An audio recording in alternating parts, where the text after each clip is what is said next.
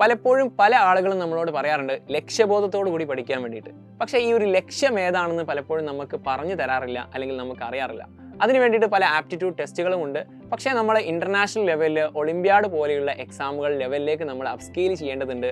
അതിന് വേണ്ടിയിട്ടാണ് ഓൾറെഡി ഒരു എക്സാം ഇവിടെ കണ്ടക്ട് ചെയ്യുന്നുണ്ട്. അതിന് വേണ്ടിയിട്ട് നിങ്ങൾക്കൊരു സ്കോളർഷിപ്പ് എക്സാം ഉണ്ട്, കേരള യങ് ജീനിയസ് എക്സാം. എന്താണ് ഈ എക്സാം എന്ന് നോക്കിയാലോ. ആക്ച്വലി ഇത് 3 ഫേസ് ആയിട്ടാണ്, അല്ലെങ്കിൽ 3 ലെവലായിട്ടാണ് ഈ ഒരു എക്സാം കണ്ടക്ട് ചെയ്യുന്നത്. ഫസ്റ്റ് ലെവൽ എന്ന് പറയുന്നത് നിങ്ങളുടെ സ്കൂളിൽ വെച്ചായിരിക്കും. അതിൽ നിന്ന് സെലക്ട് ചെയ്യുന്ന വിദ്യാർത്ഥികളെ സെക്കൻഡ് സ്റ്റേജിലേക്ക്, അതായത് ഡിസ്ട്രിക്ട് സ്റ്റേജിലേക്ക് സോണൽ ആയിട്ടാണ് ഈ ഒരു എക്സാം നടത്തുന്നത്. അതായത് നോർത്ത് സോൺ, സൗത്ത് സോൺ, അതുപോലെ തന്നെ സെൻട്രൽ സോൺ, ഇങ്ങനെ നടത്തുന്ന ഈ ഒരു എക്സാമിൽ നിന്ന് സെലക്ട് ചെയ്യുന്ന വിദ്യാർത്ഥികളെ സ്റ്റേറ്റ് ലെവലിലേക്ക്, ആക്ച്വലി ഗ്രാൻഡ് ഫിനാലയിലേക്ക് നിങ്ങളെ സെലക്ട് ചെയ്യുന്നതായിരിക്കും. ഇത് ആദ്യത്തെ 2 സ്റ്റേജിലും MCQ ക്വസ്റ്റ്യൻ ആയിരിക്കും ഉണ്ടായിരിക്കുക. അത് ഓരോ സ്റ്റേജിലും വരുന്ന സമയത്ത് ആദ്യത്തെ സ്റ്റേജിൽ നിങ്ങൾക്ക് 25 ക്വസ്റ്റ്യൻസ് ആയിരിക്കും, ആക്ച്വലി 45 മിനിറ്റ്സിനുള്ള ആ ഒരു എക്സാം ആയിരിക്കും കണ്ടക്ട് ചെയ്യുന്നുണ്ടായിരിക്കുക.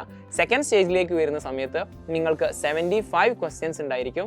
അത് 3 മണിക്കൂറിന്റെ ആ ഒരു എക്സാം ആയിരിക്കും കണ്ടക്ട് ചെയ്യുന്നുണ്ടായിരിക്കുക. ഫൈനൽ സ്റ്റേജിലേക്ക് വരുന്ന സമയത്ത് 2 ഫേസ് ആണ് നിങ്ങൾക്ക് എക്സാം കണ്ടക്ട് ചെയ്യുന്നത്. ഫസ്റ്റ് ഫേസ് എന്ന് പറയുന്നത് ഡിസ്ക്രിപ്റ്റീവ് ടൈപ്പ് ആയിരിക്കും. അതായത് ആദ്യത്തെ 2 എക്സാമുകളും MCQ ക്വസ്റ്റ്യൻസ് ആയിരുന്നെങ്കിൽ, ഈ ഒരു ലാസ്റ്റിലേക്ക് വരുന്ന സമയത്ത്, നമ്മുടെ ഗ്രാൻഡ് ഫിനാലിയിലേക്ക് വരുന്ന സമയത്ത് നിങ്ങൾക്ക് ഡിസ്ക്രിപ്റ്റീവ് എക്സാം ആയിരിക്കും ഉണ്ടായിരിക്കുക. അതിനുശേഷം ഒരു വൈവ അല്ലെങ്കിൽ ഒരു ഇന്റർവ്യൂ നിങ്ങൾക്ക് നേരിടേണ്ടി വരും.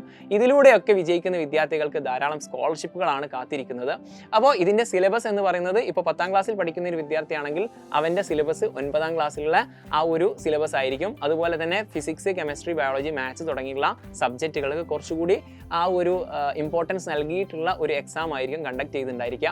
അപ്പോൾ ഇത് മാത്രമല്ല, നിങ്ങളുടെ ക്രിട്ടിക്കൽ തിങ്കിങ്, അതുപോലെ തന്നെ മെന്റൽ അബിലിറ്റി, നിങ്ങളുടെ സ്കില്ലുകൾ, ഇതൊക്കെ അനലൈസ് ചെയ്യും. അപ്പോൾ മെന്റൽ അബിലിറ്റിയിൽ നിന്നുള്ള ക്വസ്റ്റ്യൻസും നിങ്ങൾക്ക് എക്സ്പെക്ട് ചെയ്യാം. ഇനി ഫൈനൽ സ്റ്റേജിലേക്ക് വരുന്ന സമയത്ത്, നമ്മുടെ സ്റ്റേറ്റ് ലെവലിലേക്ക് വരുന്ന സമയത്ത്, നിങ്ങളിപ്പോൾ പഠിച്ചുകൊണ്ടിരിക്കുന്ന ക്ലാസ്സിന്റെ ഫസ്റ്റ് ടേമിന്റെ സിലബസ് കൂടി ഉണ്ടായിരിക്കും. അപ്പോൾ എല്ലാവരും ഇതിന് വേണ്ടിയിട്ട് കിടിലനായിട്ട് അടിപൊളിയായിട്ട് പഠിക്കുക. ഇതിന്റെ ഫർദർമോർ ഡീറ്റെയിൽസിന് വേണ്ടിയിട്ട് ഈ കാണുന്ന വെബ്സൈറ്റിൽ നിങ്ങൾ ജസ്റ്റ് ഒന്ന് സെർച്ച് ചെയ്ത് നോക്കുക. അതിന്റെ കംപ്ലീറ്റ് ഡീറ്റെയിൽസും അതിലുണ്ടായിരിക്കും. അപ്പോൾ എല്ലാവരും സെറ്റാക്കുക, പവറാക്കുക.